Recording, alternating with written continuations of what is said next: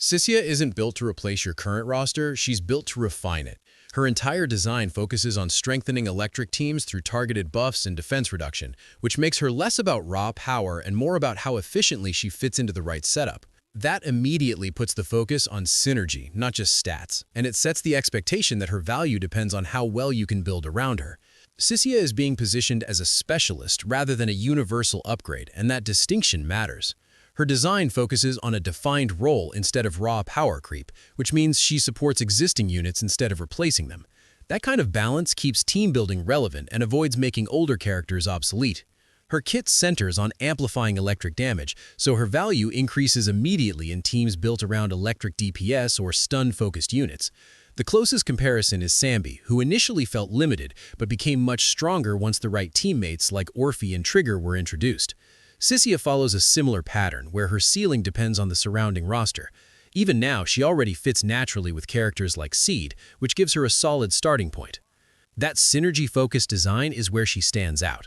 By reducing enemy resistance specifically to electric damage, she creates a scaling benefit that improves over time as more electric characters are added. This means her long-term value is tied directly to future updates, not just her launch state. For players holding resources, her banner timing is useful since upcoming character reveals will likely happen before it ends, making it easier to decide based on what's coming next. From a broader perspective, characters like Cissia are healthier for the game than universally dominant picks. She rewards players who build around her strengths instead of forcing her into every team. That does mean she won't be essential for everyone, especially if your roster doesn't lean into electric damage, but the trade-off is a more balanced and flexible meta.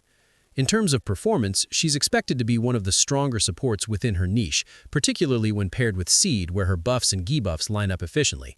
Even without being mandatory, she adds meaningful depth to team compositions and shows a clear shift toward more deliberate character design. If you're building around electric teams, she's a strong option, both now and moving forward. Even outside of that, her overall presentation, design, and voice work included, will likely carry a lot of appeal. So the decision comes down to your roster and your direction. If you're already investing in electric teams or planning to, Cissia gives you a clear upgrade path that will only improve as more units are released. If not, she's easy to skip without falling behind.